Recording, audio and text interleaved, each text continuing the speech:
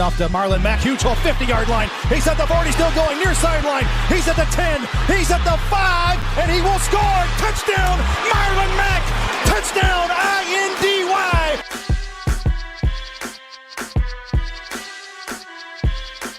And again, it's picked up. It's Darius Leonard. Leonard with his second INT, and he's streaking down the near sideline. He's at the 40, he's at the 30, he's at the 20. He's gonna go a pick six for the Maniac. Horseshoe is back, baby. The horseshoe is back. What is up, Colts Nation? It's your boys Michael B and Cody here for the first ever 7-seed versus 2-seed wildcard playoff game in the AFC. We get to say to the Bears, we were actually the first one to play, not you guys. So screw you, Chicago. But hey, we're here, Cody. Are you ready? How are you feeling, man? How's this week been for you? Oh man, what a week. I feel like it's been a very interesting week for me personally, but hey, this week it would be so much better. It'd make this week so much better with a Colts win, man. That's what I'm hoping for. Obviously, that's why we're here. It would be such a great upset, man, for the first 7-seed ever to upset the number 2 seed. Oh man, I'm pumped, dude. Oh, me too, man. Me too. And speaking of that, we heard Frank Reich say that he wants to be the first 7-seed to win a Super Bowl, right? Like, how do you think that underdog mentality and that having this 7-seed, knowing we're always going to be on the road, how do you think that'll resonate with this team? Man, it feels like it almost works better than being like, say, the number 1 or number 2 seed. Like, this team just thrives on the underdog mentality. We've seen that throughout everything, like starting off 1-5, for example, in 2018, man. They do that for some reason. And then for some reason, I think the struggle is whenever we play teams we're supposed to beat by 20, we struggle. So, yeah, I think it's a perfect situation for a Frank Reich-led team, quite honestly. Yeah, no, I actually wholeheartedly agree. The way we played against the Packers this year, the way we played against the Titans when we had full strength, I mean, we can play against anyone, we can beat anyone when we actually put our minds to it. And when we actually have that sort of, okay, they're not trusting us, that's fine. We'll go in there and we'll go beat them up. So I love that. Today is going to be a little bit different than playing against the Titans, a little bit different than playing against who we normally play against. I mean, let's go ahead and discuss it. The Bills are the hottest team in the NFL right now. They are 9 out of 10 in the past. They've won 9 out of the last 10 games, and they are a DeAndre Hopkins Hail Mary away from winning 10 straight.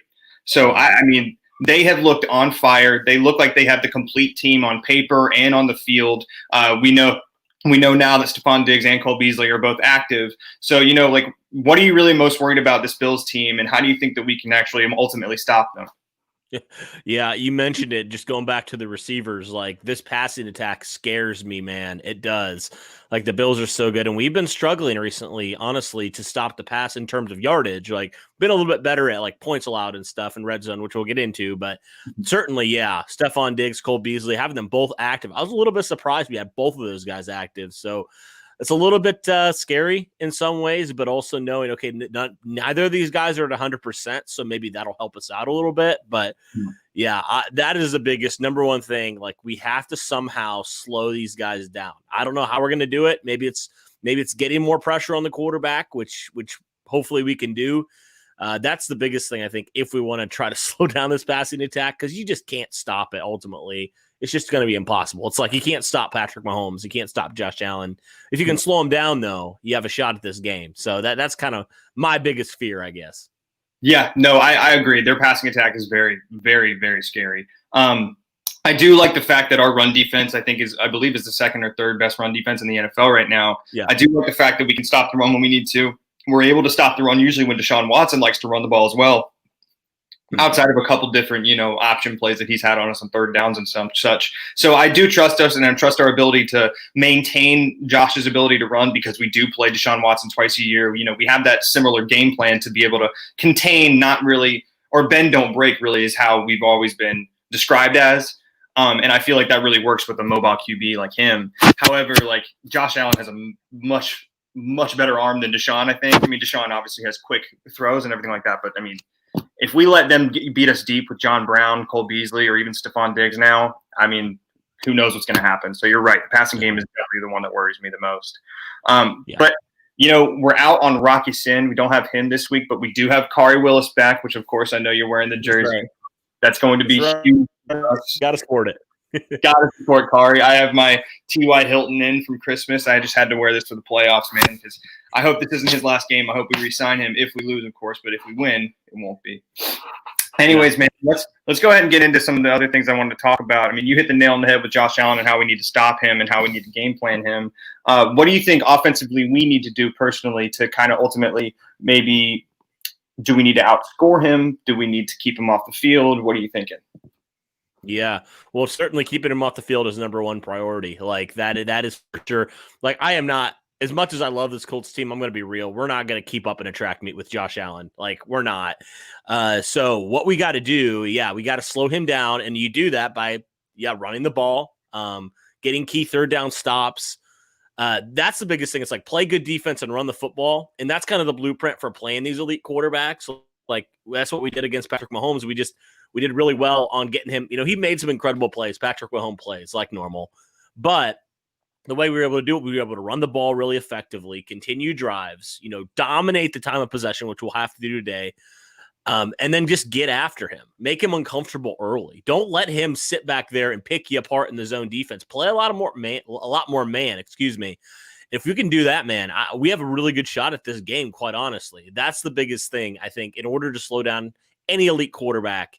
I mean, we've seen it. The teams that have beaten elite quarterbacks in the playoffs and the Super Bowls, what have they done? They played really good defense. They've run the ball, and they've gotten to the quarterback, too, within that. So, those are my kind of three things. I guess two things, but specifically on defense, getting to the quarterback. Right. Yep. I agree. I mean, it seems like everyone all around is saying the same exact game plan. Just keep him off the field. Let's just not try to have to worry about him outscoring us if he's not even playing. So I hope we can do that. I know when we put our minds to it, this Colts team can beat anyone. So I know that we can do that as well if that's all we need to really do. I am significantly a little bit worried. Buffalo has not had home field advantage this year without any fans. Unfortunately, now they have about 7,000 fans in Buffalo who are going to be there and pretty loud. And I don't know if you got the privilege to go to a game this year in Lucas Oil. I did against the Texans in Week 15, I believe. And there was it was only 10,000 people, and there was a significant home field advantage. Like you could hear it. I don't know if it was because of a dome. I don't know if it was exactly because of the environment that we were in, and we just all hate the Texans. But we were going crazy. We really were, and it was super loud too. Whenever Rigo Sanchez came out, I'm so glad when that was his first game back, they made him the starter, or they put him out for the starting lineup. Everyone went nuts for him. That was the coolest thing. But awesome. I am really worried about some sort of home field advantage that Buffalo has. I also do like the fact that a lot of pundits are literally just saying, oh, yeah, Buffalo's going to win, whatever, move on to the next. I mean, when we played Kansas City on Sunday Night Football last year, every single one, I took a picture of it. It was like KC. I think even Tony Dungy was like, I think the Chiefs are going to win this one. And we proved them wrong. And so I love how well we play on the good stages, the big stages. The one really primetime game we had this year was at Tennessee, and we whooped them. And then we had the game of the week with Joe Buck against the Packers, and we won in overtime. So I trust us in these sort of primetime situations. I trust us on the big stage. However, Buffalo getting their fans back, specifically Buffalo. Like if it was any other team, maybe Philly, I would be worried about their fans if they were being this good or if their team was this good. But specifically Buffalo, I am worried about a little bit more of home field advantage. I mean, what are your takes on that? What are you thinking? Yeah, it is significant. Like Buffalo, they can make 7,000 fans sound like 20,000 fans. Like they're so loud in there. So yeah, I definitely understand that. Like there is a home field advantage aspect to this for sure. Like you said, like everybody's picking Buffalo. Everybody. I mean, I picked Buffalo. Like I want the Colts to prove me wrong. I just kind of went with the trends, Like I mean, and also like let's be real, Buffalo's a really dang good team. So like, and they're at home. So, I mean, I think it would be kind of crazy to pick the Colts. I mean, unless you're really having faith in your team, which would be awesome. I would love for them to, and I hope they prove me wrong. Mm-hmm. But yeah, I'm good for it, man. I think this is exactly where the Colts want to be. They want people to doubt them. They want people to write them off. Mm-hmm. I'm just going to say this, man. Like the Colts are a dangerous team. They're the 7th seed, but they're still an 11-win football team for a reason. They're dangerous. They can go out and like you mentioned, they can beat any team any day of the week. And they can also about lose to any team any day of the week, which is why they're the number 7 seed. So, But yeah, you're right. You're right. I'm really looking forward to this game. Home field advantage a little bit scary, especially in Buffalo, but I think this is exactly where the Colts want to be at. And if they can somehow come out here and shock the world, man, nobody's talking about them. Like, literally no one is talking about them. Nobody's had them as a winner. So Colts, we've had some Colts listen to this podcast before. If you guys are like warming up, listening to this podcast for whatever reason, please win. Prove us wrong, please. Do it. There is no chance in my mind there's no doubt in my mind that Frank Reich didn't put up on the bulletin board that we're the 7th seed. Everyone is absolutely counting us out. Do you remember he put up the 32 after we got into the playoffs after the 1-5 thing? I know if there's anyone that I don't trust more, like let me know if you find someone to trust more to motivate your guys outside of Frank Reich. So like I am right. I know for a fact that these guys are ready. I know for a fact that our game plan is going to be great. It's just a matter of fact that you're right. This is the best team we played all year. Even if we were to win this week, I think the Bills are still a little bit better than KC, just because of the Bills' defense. I think is a little bit better. I mean, if you're talking Mahomes and Tyreek versus Josh Allen and Stephon Diggs, that's tough, and you can make arguments for both as well. But I genuinely think the Bills are a much more balanced team than KC is. But so we really do have a very, very large test today, which I actually want to kind of get into some other things. It's about our team specifically. Our rookies, man, I don't know what it is about Chris Ballard, but he finds NFL rookies like that. And I am so ecstatic to hear. Did it sneak up on everyone else that Jonathan Taylor is the 3rd leading rusher in the NFL? Like, I know he had a 250 game. It snuck up on me. Like, all of a sudden, he's number 3. He's the 3rd best running back in the league. And yeah, he's a rookie. So I am just absolutely loving what Chris Ballard has been doing. We're not going to talk about future QBs, but like when Chris Ballard does find his guy, like it could be Easton, we don't know. But when Chris Ballard finds his draft guy, I'm going to be so excited to see where that goes. Because I'll give Chris Ballard, like, he can be my accountant. I trust him with everything. But anyway, like, what is your opinion on our rookies today? Who do you think is going to have the biggest impact on our like rookie? On which out of the starters that we have, which rookie do you think will have the biggest impact today? Yeah, I mean, incredible class again. I would put this number 2, honestly, behind that historic 2018 draft class. I mean, that's just how good. You can have a great draft like this and still have it be number 2 just because you drafted so well in 2018, where you found 2 All-Pros back to back there. So, but yeah, this class is doing really well. It does give me a lot of those 2018 vibes, like in terms of that class, because it's like a lot of guys have come in early and they've contributed and they've started. And that's not just the draft class. It's like you think about Lincoln, for example, comes in as one of the leading scorers in the league as a rookie. And there's obviously other guys as well who have come in and contributed as well. But yeah, this class is really good. You got guys like, obviously Jonathan Taylor, who I think will have the biggest impact today. A lot of people were questioning that pick. I remember that. Lots of people were like, why did you trade up to get a running back? Well, we're seeing now why you did that. I mean, he's literally changing the game for you. So, yeah, Jonathan Taylor's my number 1 guy that's going to have the impact. But how about Michael Pittman? Like, he hasn't had the stats that necessarily blow you away. He hasn't had a Chase Claypool type of year. Like, let's just be honest. Like, in terms of statistics, he hasn't. And that's okay because, like, the Colts just use so many different guys all the time. They throw to so many different guys. Like, no guy is going to have that type of year, probably, honestly, in this Phillip Rivers run offense. That's just kind of how it is. But I think Pittman could sneakily have a really good day today because, you think about Tre'Davious White, where he's going to be on the field. Is he going to shadow T.Y. Hilton? If he does, I think that opens up a lot more opportunities for one-on-one opportunities for Michael Pittman to potentially come out and really have a really solid day. Julian Blackmon, too. What can you say about him? He's had a really, really good rookie season. It's kind of tailed off a little bit here recently, which is interesting. But I think we're due for a Julian Blackmon takeaway. I really think so. I'm glad you said that because that's what I was going to say next. I was going to say, like, you're right. He has kind of just tailed away a little bit. I also do think a lot of people aren't really throwing towards him.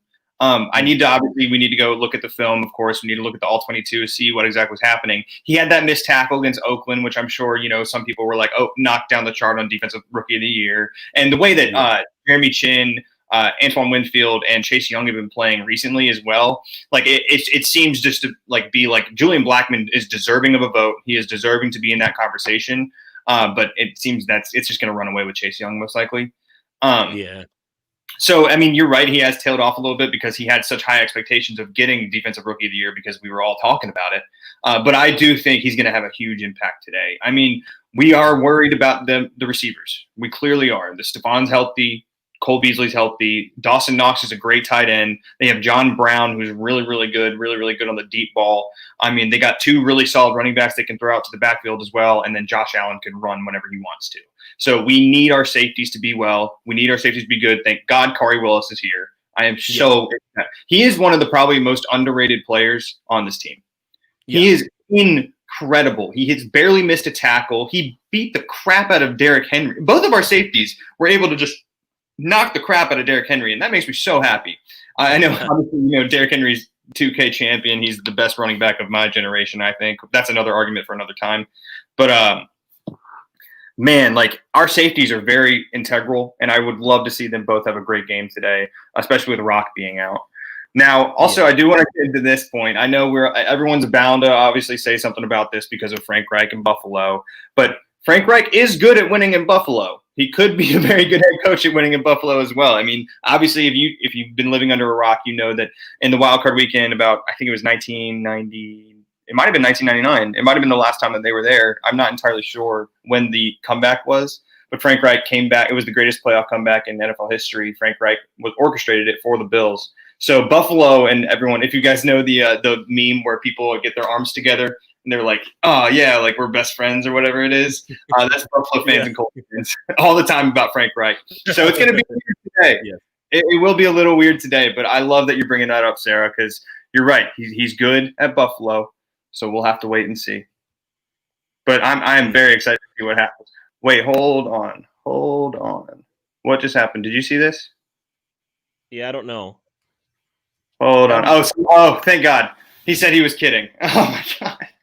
Holy crap. Dear Lord, don't do that to us. Oh, man. What is wrong with you? They're active. You clown. They're active. Oh my God. Panic, people.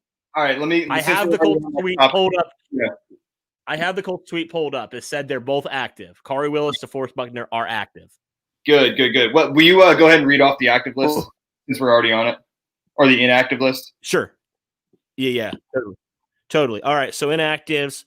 Ben Banigou. Been bummer about Ben Banigou. I wish we would have seen more of him this year. But anyway, Jacob Eason, Will Holden, Desmond Patman, Noah Togiai, Rock Ya-Sin. So nobody really surprising. Okay. All right, cool. Thank God. I saw that in the chat. You guys are ridiculous. Don't do that. Like my emotions are just flying around the room now.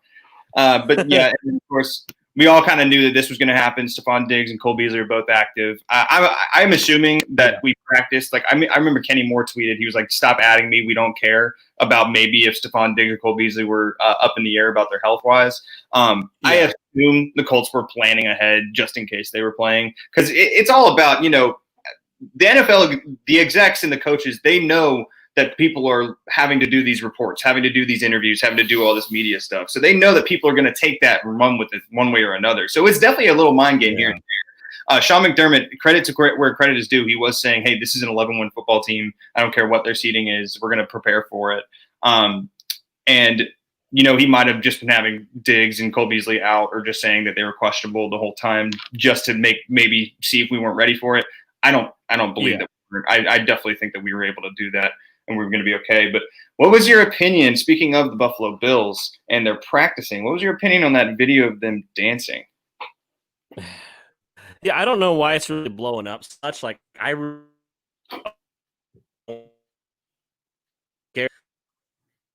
and you froze up a little bit there, Cody. Can you hear me? Can everyone hear? Is it me frozen or is Cody frozen? No.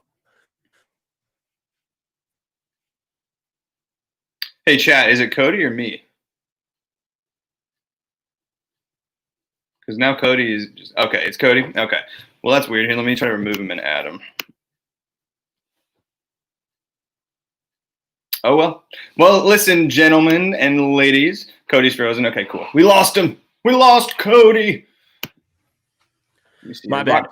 It disconnected from my internet for some reason. That was weird. Sometimes my computer does that. So no worries, we're I all don't good. know. But anyway, back to your question.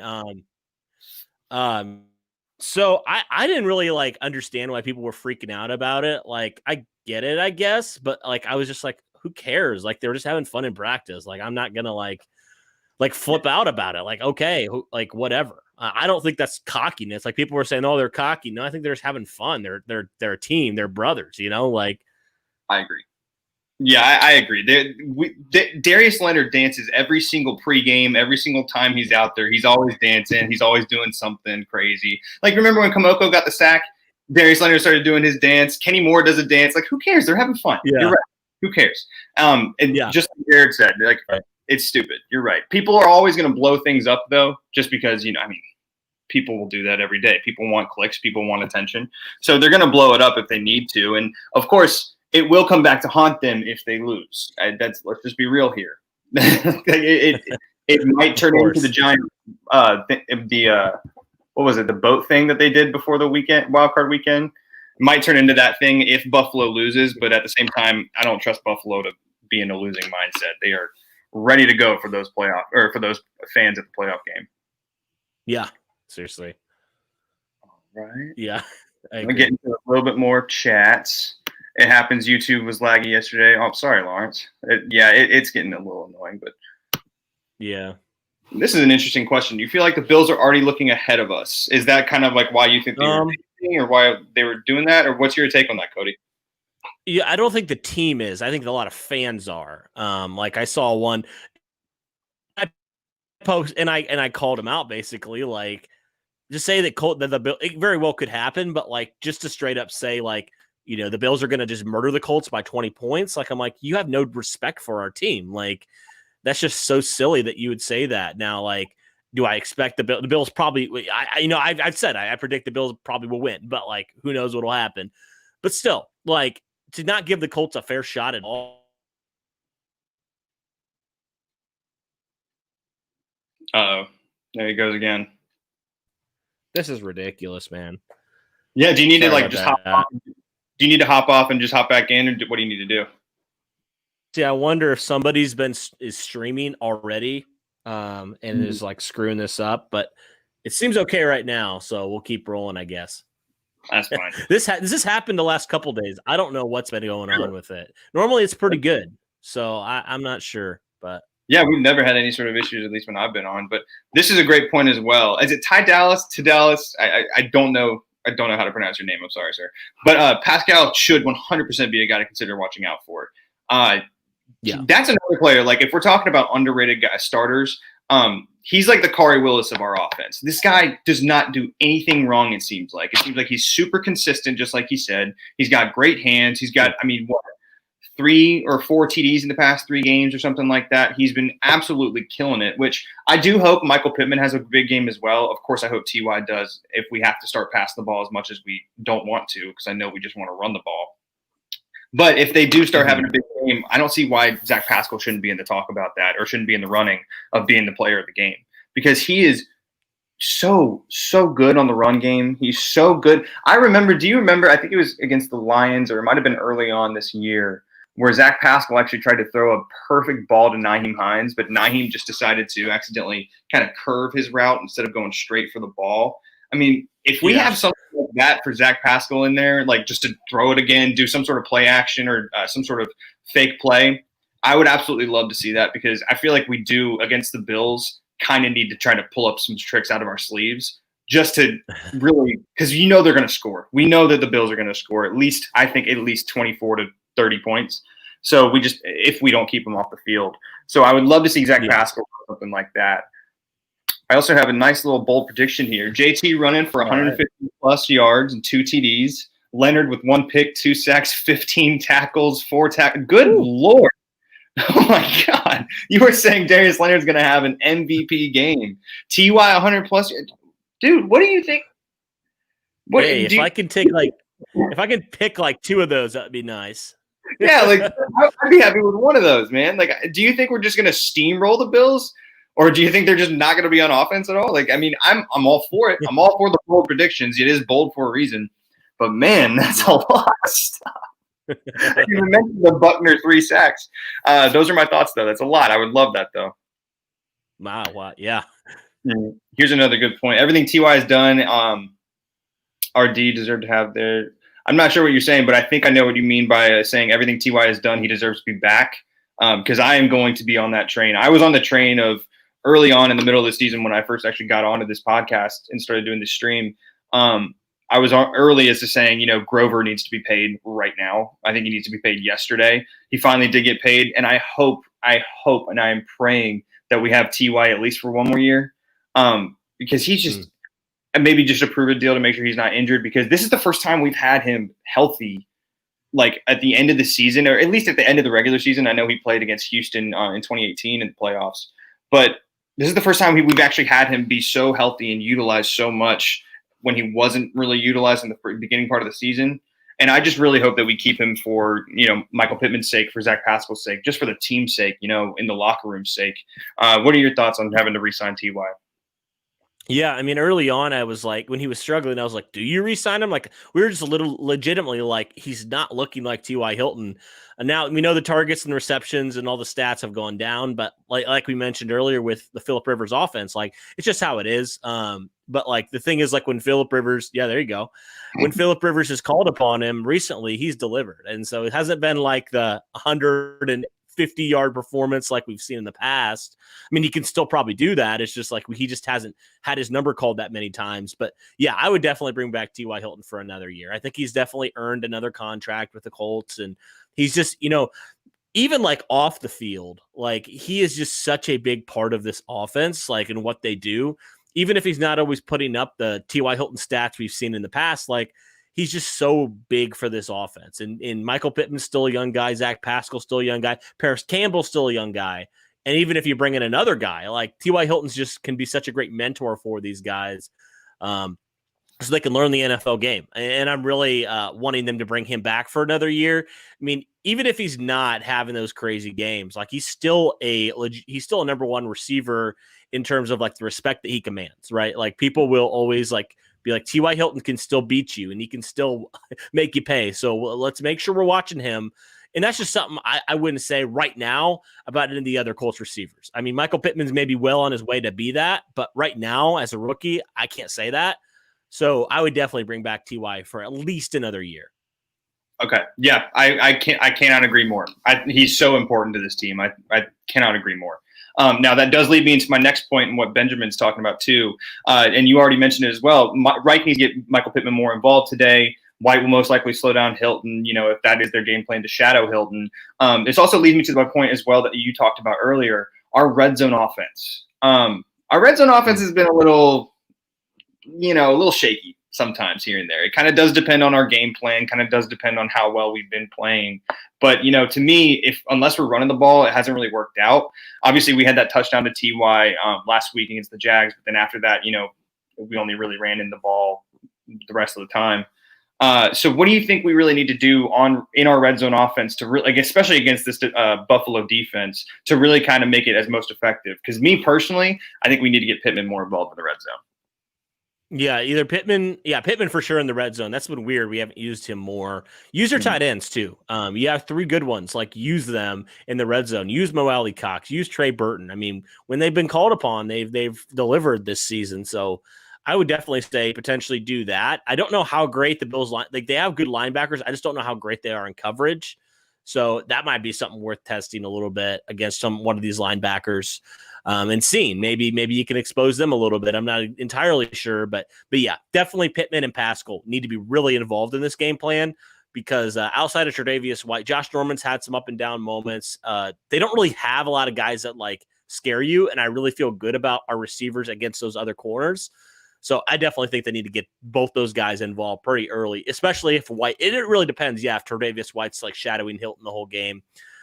Because if he's not, then Hilton will probably get a little bit more involved in this game. But yeah, I definitely agree with you. Pittman in the red zone needs to happen. Yep. Yeah, no question. I mean, unless we decide to just run the ball 3 or 4 straight times, I'm cool with that too with JT. The way he's been running. Do you watch Good Morning Football? I hope some of you guys do watch Good Morning Football. Mm-hmm. Yeah, and you saw how he finally won the angry run scepter after six, 7 nominations. The man is on fire every time he touches the ball recently. And I don't know if it was more of he needed to catch up to the NFL speed, if he needed to maybe, because he wasn't really – obviously he wasn't as good as he is now in the beginning of the season. But, maybe he was just kind of getting used to NFL speed, used to, because his vision's been so much better recently. He's had a couple different runs that look exactly like that Marlon Mack run against KC. Did you remember that was all over Twitter when everyone was like talking, oh my God, Marlon Mack's vision? Like he's been looking like he has that vision. And the way Joe Schobert is genuinely a pretty good linebacker. He's their leading tackler. He has like 130, 140 tackles for the Jacksonville Jaguars, and he shook him up so badly in the middle of that hole. And I trust JT with my life at this point. So I do hope we use Michael Pittman and Zach Pascal in the red zone a little bit more, but I'm also okay with keeping JT running as much as he wants. Yeah, seriously. And speaking of running backs, I think this could potentially be a Nahim Hines type of day too. I could see them using him a lot more in the passing game. I really think we haven't seen him have a crazy game recently, so I could definitely see him being game planned into this game a little bit more. I would love to see them get him involved. Mm-hmm. Yeah, me too. I'm trying to find. There's one specific chat. I hate whenever the chat like revamps because there was one specific one I wanted to get as well. Yeah, I guess while we're looking, 100 and sorry, go ahead. No, please go ahead. Oh, I was just going to say for the 160-ish of you in here, thanks so much. Really excited for this game. Hopefully the Colts can pull this one off. So make sure to, if you haven't already, hit that like button, subscribe, all that good stuff. Had to do a plug there real fast, but let's get back to it.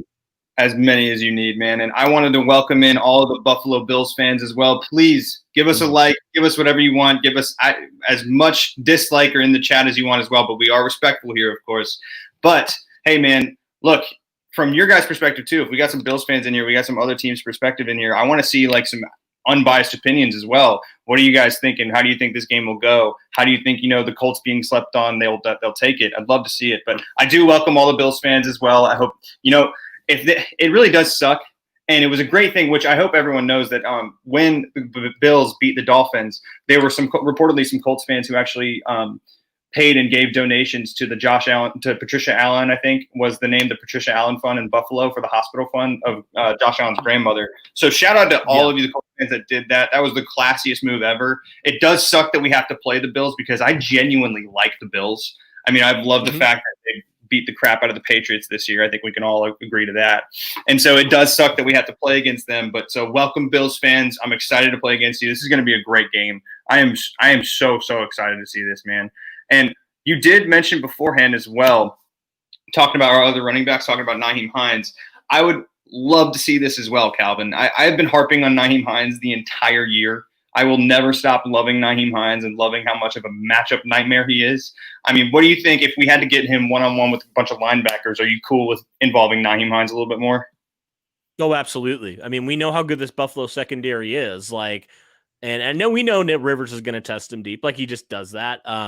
But still, yeah, I want to get Nahim Hines involved early and just get the ball out of Phil's hands as quickly as possible. Jared Veldheer had a really nice game last week against the Jaguars, but again, it was against the Jaguars. So I'm not like, oh, he's our, I'm not a little bit concerned, I guess. How do you counteract that? You get the ball into Nahim Hines' hands, and we know what kind of player he can be in space. So I definitely want to see him get involved more in the passing game. He was a leading receiver last week. I would just like to see him continue to go to him, honestly. Yep, I agree. I 100% agree, man. I'm always going to be for Nahim. Now, I want to get into some other things as well. Without Rocky Sin being out, I do have to believe that we're probably going to have Xavier Rhodes on Stephon Diggs the whole time. I have to also believe that means Kenny Moore is going to be focused on Cole Beasley. If we do decide to run a little bit more man, like you mentioned before, you hope that we do. I would love to see those matchups as well. But in your head right now, who do you think the biggest key matchup of today's game is? Both on defensive side of the ball for us against their offense and then on our offensive side. Yeah, so for the defensive side, that's a good question. I think definitely that Xavier Rhodes and Stephon Diggs, former teammates, I'll add. I think that. I forgot. So that's going to be a big one for me to watch. Can Xavier Rhodes continue his really good 2020 season? and really limit Stephon Diggs and what he does. That's my, Colts defense. And then the offense. Ooh, this is a good question. I mean, I will be intrigued to see, just Rivers versus this Bills secondary. I think that's going to be a big one for me because they have some really good players in that secondary. So just how Rivers tests them, what he does, does he take some deep shots and try to make some big plays, get into their heads a little bit? I don't know. But that'll be a big one for me. Can Rivers, first off, can he take care of the ball? That's my biggest question. Like, the Colts have been really good about, really recently holding onto the ball and taking the ball away on defense. And if the Colts can continue that, if Phillip Rivers does not turn the ball over today, I think we have a really good shot at this game, honestly. Yeah, no, I agree. And that's one of the things I wrote down today was that, which Phillip are we going to see? I think I read somewhere that he's 1-5 in when he's outside, he's 1-5 in 32-degree or below weather. So I hope that doesn't really kind of factor in on him as much. But he's never had Jonathan Taylor. He did have LaDainian Tomlinson, but Jonathan Taylor, low-key, will just run over people every single time. There's a reason why he was nominated for angry runs 6 times. He looks for people to run over. Like, he will make the juke if he needs to make the juke like he did last week, but he is actively trying to mess someone up. So in the cold weather like that and who knows if everyone wants to try to tackle him right now. So yeah. I'm just saying, with Phillip Rivers having a little bowling ball back there, could definitely help him out and could definitely help out the play action as well. Yeah, Phillip Rivers. I'll add Phillip Rivers is undefeated in the wild card round. Oh yeah, that's right. That's a good point. So he knows exactly what he's doing. I mean, he went up to when he was still on the Chargers. I think the year that KC went to the Super Bowl and won the Super Bowl, he went into KC and beat them just like we did. And it was an overtime game. Like, I remember the throw to Mike Williams in the end zone. I don't remember if that was 2 or 3 years ago, but he is able to play in these big games, especially with other fans yelling at him and everything like that. I feel like he lives for these games because, as a Chargers, he even mentioned it beforehand, it was mostly other people's fans coming into the Chargers games, right? Especially when they moved to LA. And so he's always been surrounded by that. He's always had that ability to just kind of screw the outside noise. I'm going to focus on what I'm focusing on. But I hope that we just get the more less aggressive Phil today. Unless T.Y. is out open on a bomb, I would hope we have the less aggressive Phil and he throws a little bit more to the tight ends today. But we'll have to wait and see, of course. This guy's guessing that Allen's going to have 4 TDs. If Josh Allen has 4 TDs today, do you think that there's any chance that we could outscore him? See, like I said earlier, I don't want to get into a track meet with Josh Allen. That's going to be tough, man. That's going to be really, really tough. Unless our offense is just, somehow just going crazy today. Like, it'll be hard to catch up with Josh Allen if he scores 4. Yeah, that'd be tough. Mm-hmm. Yeah. And so, I mean, that's a bold prediction as well, Curry. But is that Stephen Curry? Hey, Stephen. How you doing? You're playing super well recently, man. So thank you. Yeah. Oh, there's this one Bills fan who's just spamming in the chat. Everyone's getting so upset about it. Yeah, Mod's ban, get rid of him or whatever you got to do if he keeps it up. Yeah, well. Someone tweeted, this leads me into one of my next points. Someone tweeted Blankenship made 2 55-yard kicks in warmups. So it was noted, I think the special teams coordinator talked about how Rodrigo had been actually kicking a little bit chunks of grass up as well in the past couple of weeks, which is part of the reason why he's been a little short on his kicks. So I'm glad to see that he's been making a couple 55-yarders. And we know that he's been able to make a bunch of really tough game-winning kicks, like against the Packers and everything like that. So I'm not necessarily too worried about him. But what is your opinion? I mean, do you think special teams is going to make a huge impact today? What do you think is going to go on with that third phase? Yeah, I mean, it's been so good this year. Like, special teams has been, I would say, the best unit consistently throughout the season. So, and that's saying something because the offense has been top 10 and running and passing. So, I do think Blankenship has a bounce back day for sure. And in a game like this, where I feel like it could be a 1-possession game, I think special teams is going to be huge for this matchup for sure. It realistically could come down to a game-winning drive. I really think it could. So that's why I'm happy to have a guy like Blankenship on our team. You know, if he was going to have a rough game, let it be last week against the Jaguars when we still win by 2 touchdowns. But yeah, I never was concerned with length. Like, people were asking about that, and I'm just like, it happens. Like, sometimes you just don't hit a ball the way you want to hit it. Like, it just happens. He has the leg. That was the thing coming in. Like people were like, oh my gosh, Blankenship has a crazy leg.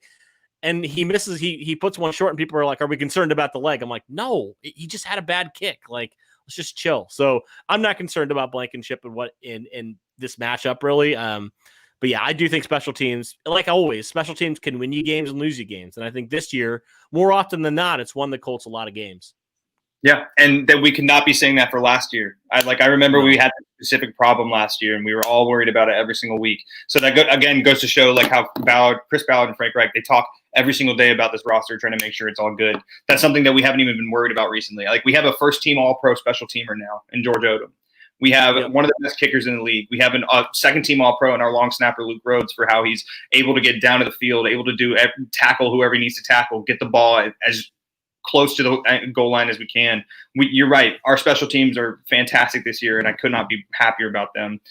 So, it really might come down to a kick, might come down to a blocked punt, might come down to a shanked punt. We don't know. We never know. So especially get my Blankenship socks. Go ahead, keep going. Go ahead. But yeah, no, especially against a team like the Bills, we have to be perfect on all three phases. I also want to get into one thing that Lawrence just said here. These comments are just incredible. There we go, baby. My Blankenship socks. Yeah. I love that. Those are great. I'm going to be sporting those today. You better believe it. That's a great. I love that. That's a great gift. I would be. The rec specs are perfect, man. I love how everyone too. If I know I probably already mentioned this for the people who don't know about it. Whenever someone was mentioning that whole meme about DK Metcalf and Rodrigo Blankenship playing in the NFL, these two both play in the same league. Every single time I saw that on a comment, everyone was like, "Hey, respect the specs. Stop making fun of it. Respect." Right? Him.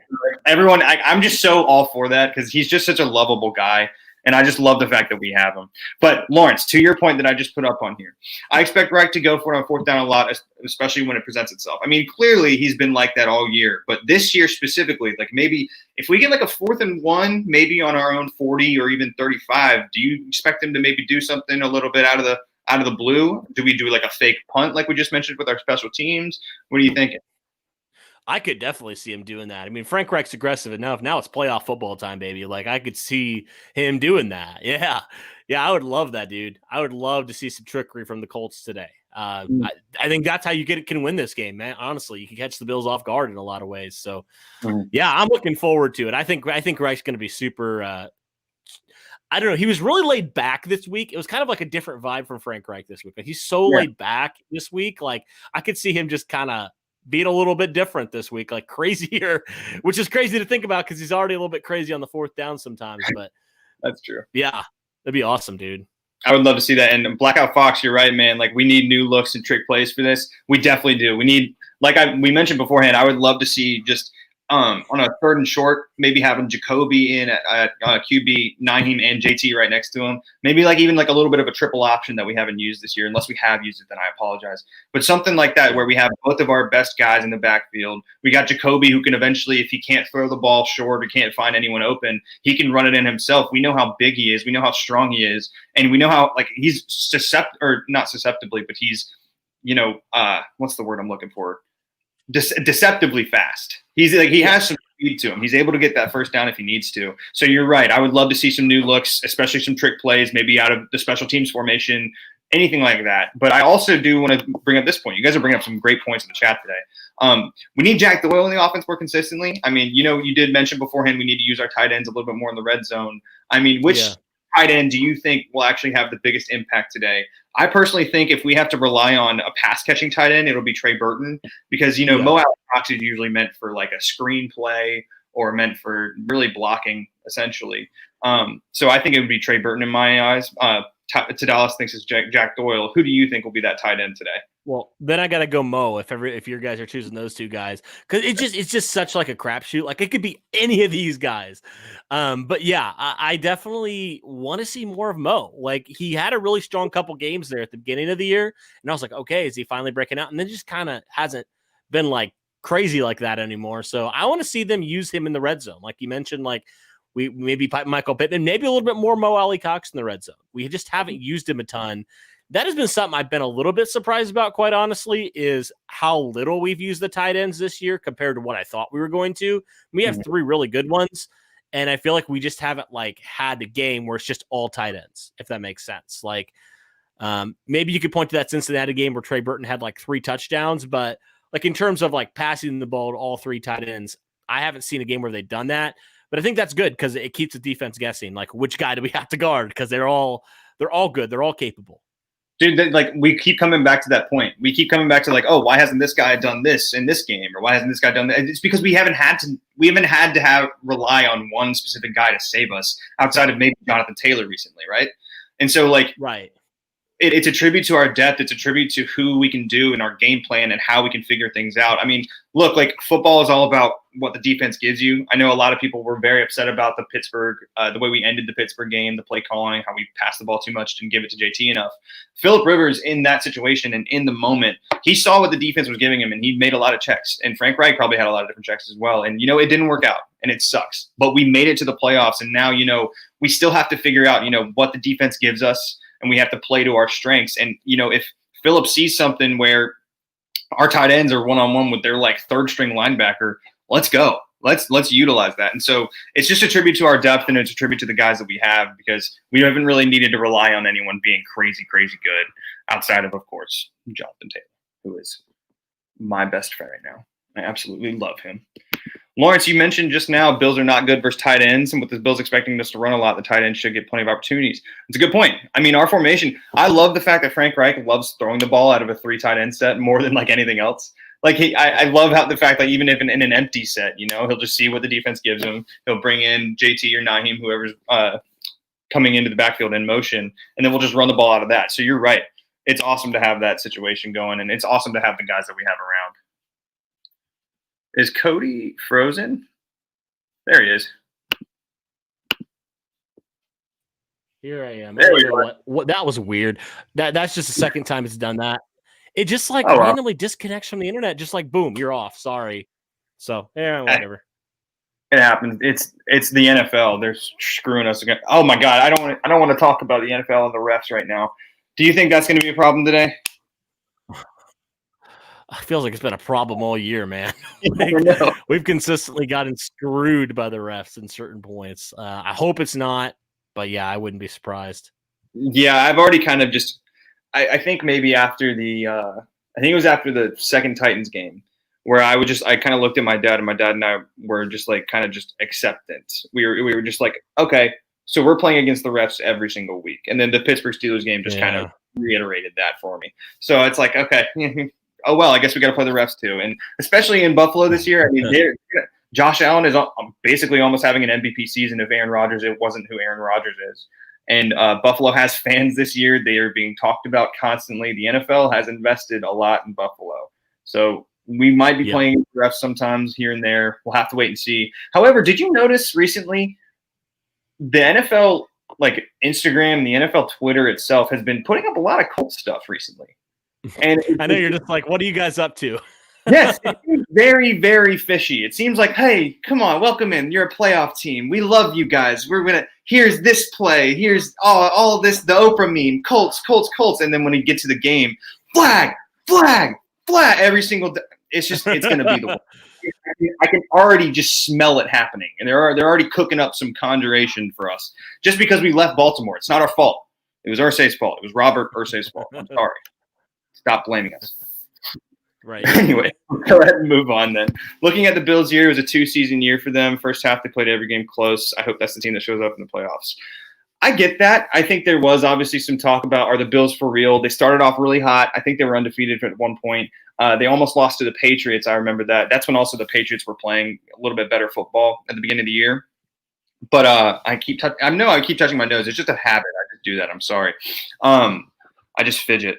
And but like I mentioned beforehand, like we mentioned at the beginning of this, I know there's now 250 of you in here. Good Lord. Thank you guys. By the way, please give us a like. Go subscribe to Bring the Juice podcast. Like, we love this. This is by far the biggest pregame that I've had, or at least been a part of. And so please, I love you guys. Thank you guys for being here. Side note, though, if you weren't here at the beginning of the Buffalo Bills have basically won 10 games in a row outside of a DeAndre Hopkins Hail Mary. They've won 9 out of the last 10. And if it wasn't for that Hail Mary, they would be on a 10-game winning streak. They are so super hot right now. So we could get maybe the other team that was this year. We could get maybe the slower team that the Patriots played against, but they look really good right now. Like I mentioned beforehand, this is the best team we played all year. Like it's going to be the best team that we play all year if we win or lose. And so we'll have to wait and see. Now, this is something that I also wanted to talk about as well. And there's the nose thing again. Sorry, guys. Carey was kind of getting cooked last week on third down. Now, I didn't look at the film or anything like that. I know obviously Rock was out, and we didn't also have Kari Willis, so we did have a little bit of trouble in our secondary. How do you think TJ Carey is going to come out this week? We saw him have a great game against the Jets, who was a good quarterback, Sam Darnold. Like Braxton Berrios was playing really well that week, but that's also the Jets. We're playing now Stephon Diggs, Cole Beasley, John Brown. How do you think TJ Carey is going to come out after maybe not having the best third downs last week? All right. Yeah, he's going to definitely have to have one of his better games because you mentioned he's playing against some of the best receiving cores in the league. So, one of the best quarterbacks in the league. So, yeah, a little bit concerning, I guess, because it was the Jaguars last week. But TJ Carey's a vet, man. He knows how to play the game. He's been on a couple different teams. He started for a couple different teams. So, I feel okay about having TJ Carey on their number 2 receiver. Probably will be, I'm guessing. Both of those guys are vets, so I expect a dogfight, man, with both those guys. Yeah, no question. And I also do think if we might actually use our linebackers more a little bit and just have Kenny and Xavier Rhodes out there instead of maybe bringing in another DB. But at the same time, we do mainly play nickel because we have Kenny in the slot and because Kenny's so versatile and Kenny can do literally everything. I am so upset. Darius Butler put out events and put out a rant about how Kenny Moore is not an all-pro, and I couldn't agree more. I think, of course, you can make arguments about – there goes Cody. Oh, well. I think you can make arguments about how, Jalen Ramsey, Xavier Howard, those guys have all been so super good this year at corner. So I can see the argument for first-team all-pro, but I don't see who – I don't know the second-team all-pro DBs, but I don't see why Kenny Moore's not on there. I am very ecstatic and I'm very happy to see DeForest, Darius, Quentin, all those guys on there as well, including our special teams guys. But it really does make me upset that Kenny Moore didn't get on there. Well, what are your thoughts on the all-pro list? Yeah, I was happy that Buckner obviously got his recognition because the Pro Bowl is the stupidest thing on the planet. But yeah, saying that, Kenny Moore, I thought maybe deserves some recognition, like you said. He's just – it's stupid because, I feel like people with slot corners, they don't think of them as, number one corners or, they don't give them the respect they deserve, I guess. I don't really know why the stigma's like that, but, Kenny Moore's even said it, about slot corners not getting the respect they deserve. But, yeah, Kenny Moore undoubtedly deserved it. He's led the team with interceptions this year. So, and he had that insane interception against the Raiders a few weeks back. Yeah, Kenny Moore was definitely one. Braden Smith, another one. Why? He had no sacks allowed the entire year. Somehow doesn't get it. Braden Smith, you say Kari Willis on defense, Braden Smith on offense, undoubtedly. We saw when you miss Braden Smith, it's a major drop-off. So, Braden Smith, it was another one. Those two guys for sure, I think definitely at least second team. They were up there, man. Yeah, I agree. And you're right. You're right about Braden Smith too. I forgot about him as well. The fact that he didn't let out a sack. Did he only miss one game? And he played against he played against JJ Watt twice. Did he play against TJ Watt, or was that the Steelers game that he missed? Yeah, that was the game he missed, unfortunately. Okay, proves my point a little bit less. But still, he had to play against Khalil Mack, JJ Watt twice. He had to play against all these great edge rushers. I think Max Crosby's still pretty solid too. He had to play against him. Obviously, the Raiders defense as a whole is atrocious. Yeah, but Max Crosby's pretty solid. And so he had to go against all these guys and didn't let up a single sack. You're right. That is absolutely incredible. So it sucks to see him off that list as well. But, that's just more motivation, hopefully, for him. I know it's motivation for Kenny Moore. Oh, my God. Kenny Moore is going to come out on fire today. I'm a little worried he might, be too fast and they might do a little misdirection on him because he's just going to go firing on all cylinders. But I am very excited to see how he reacts to that. And he's been nothing but the best professional. He's been such a great guy on and off the field. Everything he's done with, I think it was Mason. I think it was all those kids with all the cancer issues and everything like that. He is just, and if you've read the story too, Kenny Moore actually saved this guy's dog after it got hit in a road or something like that. It's one of the best stories I've ever heard. Pat McAfee did a great story on it. He's so integral and so important, and I just can't wait to see how he plays against that with that motivation, knowing that he didn't make the All-Pro list when he definitely should have. Yeah. Undoubtedly, yeah. I'm excited to see him motivated. I mean, the Colts just have so many guys. You're like, oh yeah, that guy could have made it. That guy could have made it. And I think that just speaks to Ballard and what he's brought in, and just the quality depth and the quality players he's brought in on the field. Yes, of course, on the field, but also off the field. Like all these guys are high character guys. Like if you would have said any of the guys on that defense did that, I wouldn't have been surprised. I would have been like, yeah, that's just kind of the defense we have. That's the guys we've got in this locker room. And and that's why, even though it looks maybe not like a great chance that we beat the Bills, I'm kind of like, I believe in these guys because they just have such high character and they think they can go, and they know, and we agree too, they can go out and beat any team. It's just like, can you get locked in and focused in week to week? And that's the thing they've struggled with at certain points this year, but they certainly have the talent from a talent standpoint, they have it. And from a personality standpoint, they definitely have it too. Yeah, no, I agree. And now, speaking of this team in general, this is a little bit of a sidetrack, but I want to get in this comment for you and see what you were thinking. Where do you think we should actually go in the draft this year? We'll obviously get back to the game, but I just want to kind of see what your take on this is right now. Sure. Should we take a tackle to replace Anthony, get an edge rusher to fill in for Houston or whoever we don't have next year, or should we go for the corner, or should we go for QB? What are you thinking? Yeah, I mean, Ballard kind of does this, like best player available, but I certainly think definitely pass rusher and left tackle are my top two. It's somehow a quarterback slides to you though. That might be a little tempting, but depending what we do on quarterback too, I wouldn't rule that out, I guess. But yeah, I definitely think if you're making me choose, we'll throw out the quarterback. We'll stick with this question. I think tackle for me is number one, because you still invested some guys in at the edge rush, like Ben Vanagu, who really hasn't done a whole lot this year, and then Kamoko Toure, who's been coming on recently. So you have some talent there that you can continue to develop. Left tackle, you have nobody right now. So I would probably go left tackle 1 and then defensive end 1A. Like it's just kind of like it's there. They're both a big need, but finding your franchise left tackle right now, especially with the drop off from Costanzo to anybody else, it's very noticeable. So I think left tackle for me is definitely number 1 on my list, and probably should be on the Colts list as well. Yeah, no, I agree. And now to actually talk about itself, we obviously mentioned cornerback a little bit. This guy is saying right here, Benjamin is talking about, is it wrong of me to be happy Rock isn't playing? I'm going to go ahead and just let everyone know. I love Rock Ya-Sin. I know what he's done. I know his penalties are really upsetting, really annoying, and I get it. I really do. But the guy has responded to so much media criticism by just putting his head down and playing harder. Like I've never heard a bad word come out of his mouth. I've never heard him say, "Oh, I hate all these penalties. I hate that I'm getting all these penalties." Blah blah blah blah. I haven't heard him complain about that once. He just goes through it. He deals with it, and he goes on to the next play.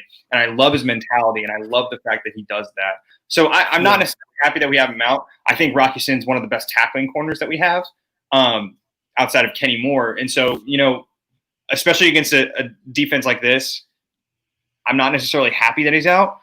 However, we did mention the ref thing, and he is known to get penalties, and referees will do that reputation. And so it could be addition by subtraction if you look at it with the ref's standpoint, you look at it at the penalty standpoint. But me personally, I would rather have him out there just because of the plays. But what's your take on that? Yeah, I'm never going to be happy that one of my players is out, especially a guy with so much potential like Rocky Ya-Sin has. You're very thin at depth right now at corner. Like outside of your top 3, who do you really have? Isaiah Rodgers, I guess, but nobody that you're really like super comfortable with. So yeah, I mean, from a depth standpoint, it sucks. I'm sad that Rocky Ya-Sin's out. I miss him. We'll definitely miss him this game.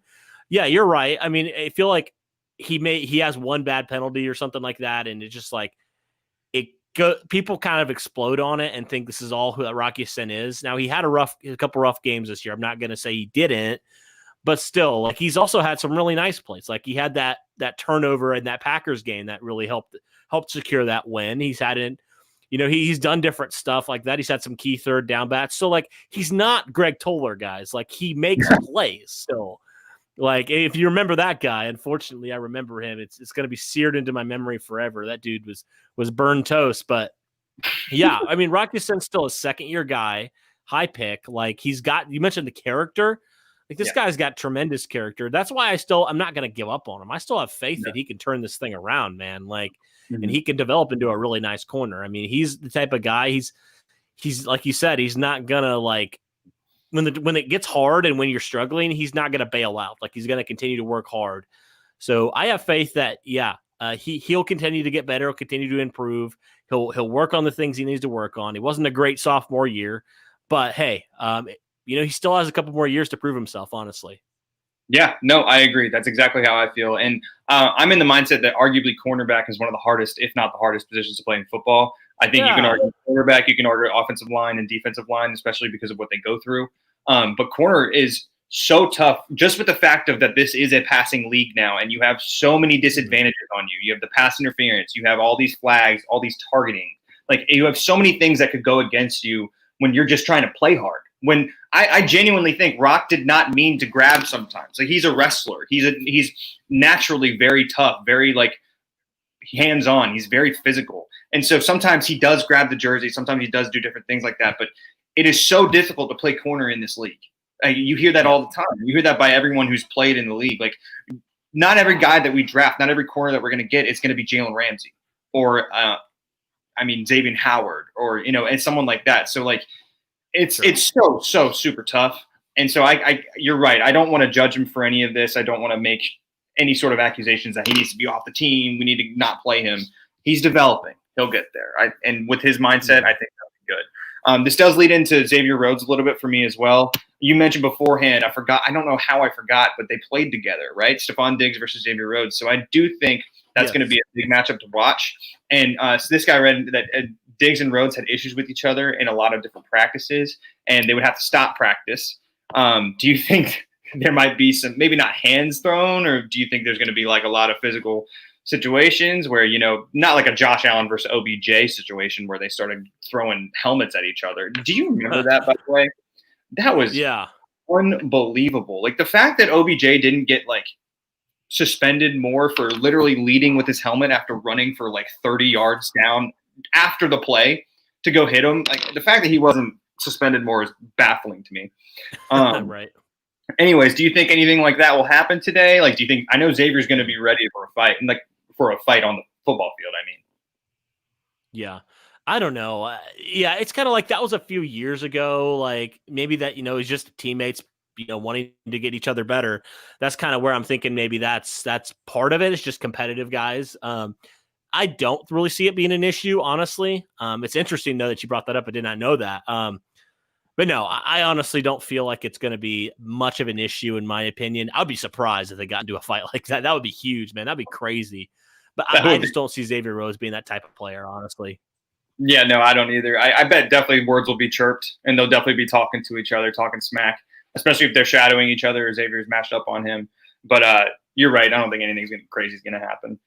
This guy talks about, This guy talks about, do you guys think that the Colts would have a better chance against a different team in the wildcard round? Look, like the way that this Colts team has been playing, I mentioned this beforehand, like maybe a couple weeks ago. I think it was for the Raiders game. We are the one team in this league who signifies and really exemplifies playing to your competition.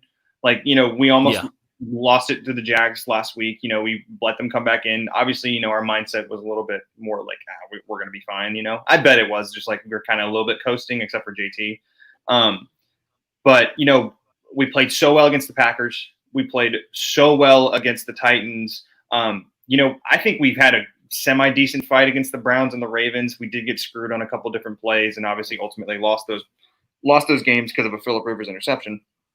Yeah. But, we obviously lost to the Jags in week 1. Like we play to our competition. So right now the Bills, I think, are the best competition that we could face. KC's right up there with them. They're both neck and neck, I think. If we win against the Bills, we play KC. So we play to our competition and we play well when we're playing a really good team. I hope we stick to that, and I hope we're able to do that. What are your thoughts today? Do you think we have a better chance against a different team? I personally, I don't really care who's in front of me. I just want to go win and play as best as I can. I mean, certainly Buffalo's the hottest team in the league. So, it's like, I would have liked to play Pittsburgh or something where we feel like a little bit more confident, like we can win this game. I mean, we still do feel like we can win this game. I'm not going to say we don't. But, but no, on the other hand, though, I think about it like this. You go and play the hottest team. You beat the hottest team. what does that do for your confidence, man? Like, I'd rather face the hardest team first, honestly. If you can beat them and you can go beat Kansas City, like, that's crazy. If you can do that, you're a Super Bowl team. Like, honestly, you should have the confidence that you can win it all. You just beat the top 2 seeds in the AFC. I'd rather have it this way, honestly. I'd rather have it this way, where the expectations are, probably won't win, but hey, if we do, sky's the limit.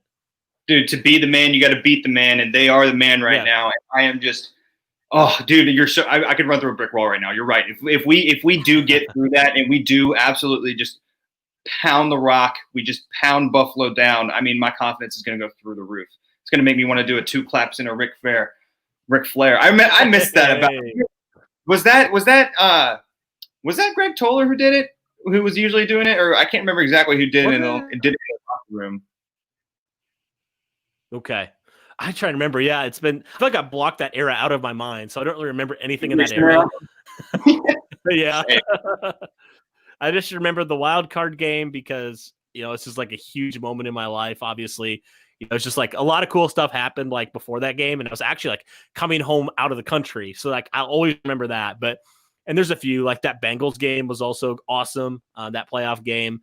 So yeah, there's just a few games that I'll remember. I also went to that Denver game when Peyton Manning came back. I actually am looking at I have a towel from that game, October 20th, 2013, from when Peyton came home. And dude, it was just like one of the best nights of my life because like I had Peyton Manning on my fantasy team. That was the year he was just going insane, right? And I was like, okay, so I need Peyton Manning to throw like 3 touchdowns, but I need the Colts to still win. And it happened exactly that way. So I was like, this is incredible. Yeah, that's great. I bet he got like the greatest ovation too. Like he's got to be awesome, dude. Yeah. That's incredible. I would have loved to have seen that. But Nathan brought up a good point. May have missed it at some point this week, but do you guys have your official predictions? Cody, I know you kind of hinted at yours and mentioned yours. What is your official prediction right now for this game? Which is oh my god, really soon. I know. I just looked at the clock. Yeah. I said 20. I said 34-27. I have the Bills winning. People were not happy about that. I'm sorry. Maybe Michael, you should go say the Colts win because we haven't really said that. So maybe that'll make people a little bit happier. I'll be honest with you. You mentioned before, like you were like, I think maybe the Bills do win, pull it off, but we play it super hard. I think no question. Obviously, the line is Bills minus 6.5. No question, we are going to cover that. I think it's going to come down to a Rodrigo Blankenship kick, either at the fourth quarter, at the end of the fourth quarter, or maybe, in the third quarter, we just randomly needed those 3 points. I think it's going to be 34-31 Colts.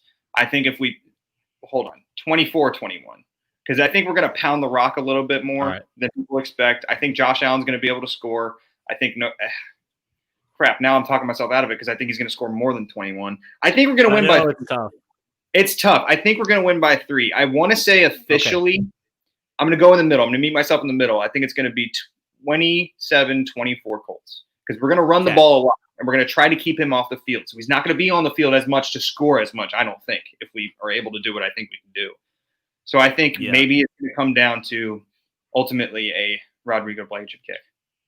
So watch us go out. Watch us go out and it'd be like 35-14, just something ridiculously stupid, and we're just like, "Are you okay?" I mean, we'll take it, yeah, right. Why wasn't this against the Steelers? Like, why wasn't this against the Titans the second time? Even though obviously injuries. I mean, nothing would surprise me with this team. Like the 2020 Colts, they go and beat the freaking number 2 seed, the hottest team in the league by 21 points. I would not be shocked, honestly. That's just like the craziness of this team this year. Yeah, no, I agree. Like people always talk about, I listen to Part of My Take constantly, and they literally every time they're talking about the Colts games and talking about like what happened, they're like, "What? I'm so confused on this team. Like, what? They are so good sometimes, and then there are some games when we have like our best team ever. Like the Pittsburgh game exemplifies it. The first half we were blowing them out of the water, and then no matter what you say about the refs and whatever, we still have to overcome that. We know we have to play against the refs sometimes. We showed exactly who we are in the second half as well, who we can be as well. So like we are just an up in the air team sometimes, and I wish I could say I had the answers as to why, but of course I'm not a psychic. And I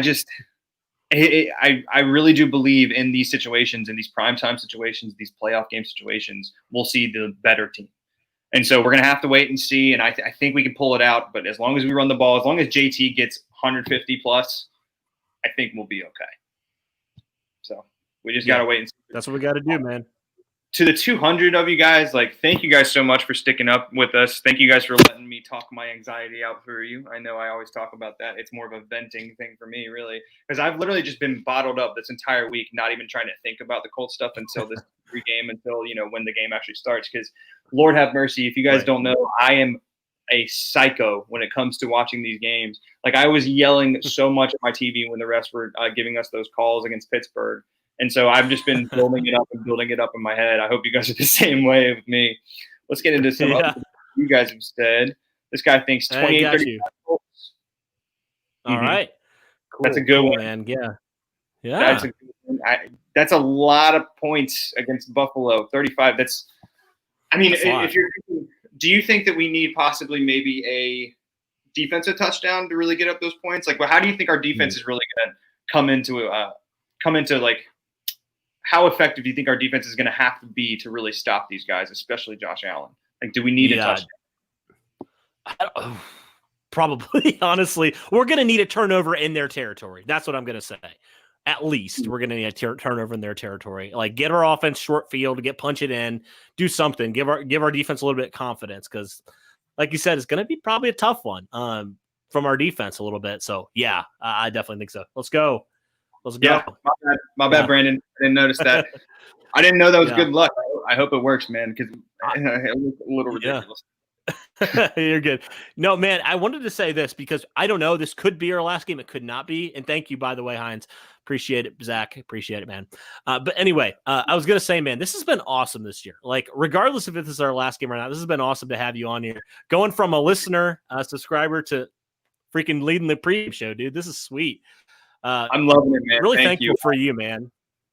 Thanks, man. Yeah, I'm absolutely loving this. I'm loving talking to you guys. And if you guys saw on Twitter yesterday, the Colts actually added me, and they were like, they made me like their social media person of the day for I don't know how I didn't think about this. If you guys didn't see it, it was like they put up a picture of Frank Reich in the Buffalo jersey, Frank Reich just as our coach. And they were like, Wildcard weekend in Buffalo, we got the right guy for the job. And I was like, guys, how did you not say we have the right guy for the job? I know.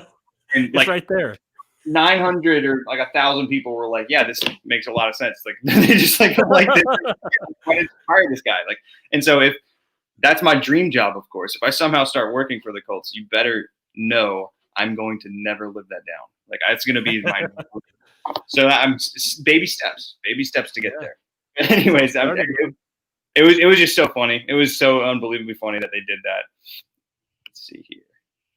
Heads say 34-24 Bills. Heart says 37-34 Colts. That's a great way to put it. Like, I know that we are all going against our head and our heart today because, you know, the Bills have been so dang good. But our hearts obviously want the Colts to win. And our ability to close teams out in the second half just worries me too much.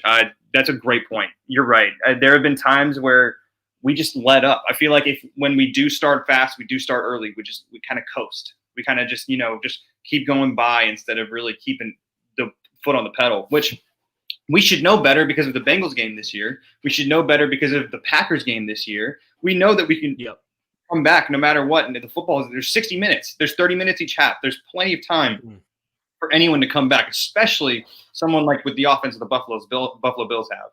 And I hope, and my heart is telling me too that, you know, the Colts will win. My head's telling me, you know, maybe something different. But I'm going to stick to that prediction of 27-24. What do you personally think on the Bills' defense? We talked a lot about their offense. What do you personally think on their defense is really their X factor that we have to worry about the most? Ooh, yeah, definitely their secondary. That is for me the biggest one. And Tre'Davious White leads that. I mean, he's such a good corner. Like, he's the biggest. The thing I'm scared about the most on that Bills defense is Tre'Davious White. So he is such an electric corner, top corner in my opinion. He is the thing I am the scaredest about. So that's why I'm like, don't throw towards him, throw towards anybody else at this point. But yeah, definitely that secondary is phenomenal. Yeah, I mean, you mentioned Tre'Davious White. You're not even mentioning Jordan Poyer, their leading tackler. Like, I have the stats pulled up right here for the Bills' total defense. Yeah, Jordan Poyer has 124 tackles. He is their strong safety, I believe. Might be their free safety. But either way, that's their safety leading their team in tackles. Tremaine Edmonds is one of the best linebackers in the league. He's got 119 total tackles. He's been playing incredible. Jordan Poyer right now also has 2 picks. Tre'Davious White has 3 picks. Micah Hyde has 1. Micah Hyde's their other safety who's super good. He's got 70 total tackles, 5 total pass deflections. Man, Tre'Davious White's got 11 pass deflections. I know that doesn't seem like a lot, but like that's a lot. That's a lot. Really good. And with 3 picks too, like he's been playing super well, and he's just definitely gotten a little overshadowed with how Xavier Howard's been playing and how Jalen Ramsey as well. But he's one of the best corners in the league. So you're right. I'm very worried about him. I'm very worried about what he could do. So that's why I hope we run the ball a whole lot more than anything else. Oh, my forehead. I'm sorry about my forehead, guys. I just look ridiculous with the hat. But someone said it's good.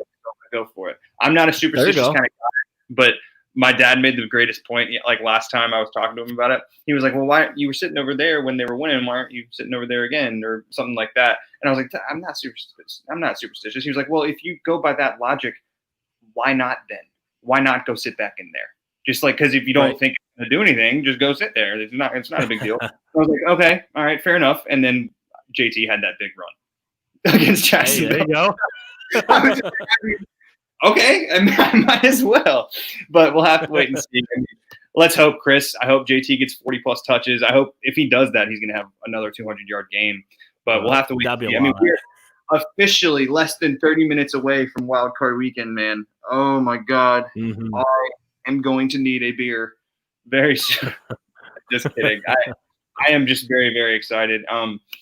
Yeah, Spin, you're right, man. We've talked about it all day, which actually kind of brings me to my next point. Yeah, they have Beasley, Brown, and Diggs. The offense does seem a little unstoppable. What do you think about their running game? What do you think about Zach Moss? He's a rookie. Devin Singletary can run like really well too. Like if we don't stop the run either, they could be really tough to beat. How do you think our run defense is going to do today?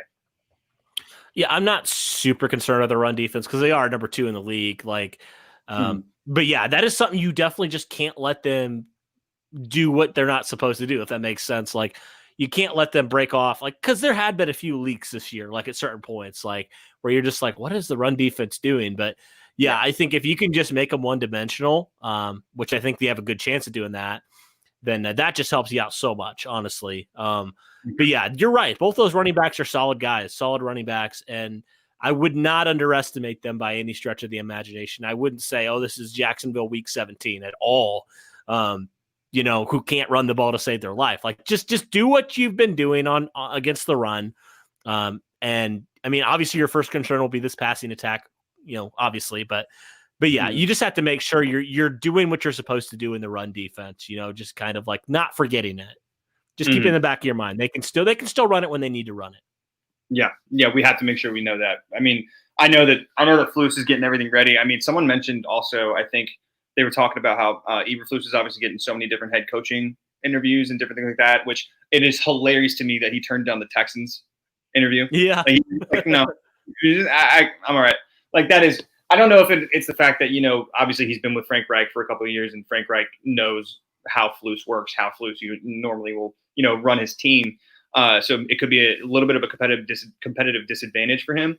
But the fact that he was just like, I see what you guys are doing. You don't have any first-round picks. I'm not trading away Deshaun Watson. You guys probably want me to, or you guys probably will. So screw you. I'm not going to. And so that's hilarious to me. But on the flip side of that, he's going to want to show off today.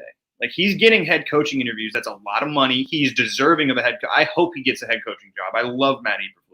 Obviously it's sad to see him go, but this is like, losing a backup QB. Like if Jacoby eventually has to leave, like go get your money, man. Go start somewhere. You deserve to play like as a starter. And I think he deserves to be a head coach, but he's going to want to like Kyle Brandt mentioned, I think on Good Morning Football, he was like, hey, you guys see what I did against the Buffalo Bills, the hottest team in the NFL? And if he comes out swinging and he comes out just able to at least contain Josh Allen, like he's going to get a lot more coaching jobs too. So I'm not saying, people need to have their special interests or have their own personalized interests as well, but he's going to want to play and look really good today. So I'm excited to see what he has to bring to the table. Absolutely, man. Yeah, for sure. And Derek actually just texted me and said he's about to hop into the other stream, the live play-by-play. So unfortunately, I think we're going to have to wrap it up. But for the 200 some of you in here, go hop over to that other stream, okay? Go hop over to the other stream. Derek's going to be calling the game, live play-by-play. Hop in there. It's going to be a fun game. It's going to be a fun ride no matter what happens. But I think he tried to call me and tell me to get off the stream, so I bet we probably should do that, I guess. But sorry about that, guys. We just ran a little long, but hey, thank you guys all for everything that you've done. Hopefully this isn't the last pregame that we're doing for the year. Don't worry, I'm sure we're gonna be able, even if it is our last one, I'm sure we're gonna be able to do plenty of content throughout the summer, throughout the off season. But everyone go hop into Derek's stream. Let's go Colts. Go blue, guys. We're ready. This is Wildcard weekend. This is what we were built for. Who cares we were playing? This is what we were meant for. Let's go. Let's go, boys. Yeah, the stream will be up. The stream will be up in a second. Right after we end this one, the other one will be up. So love you guys. Play by play. Check it out.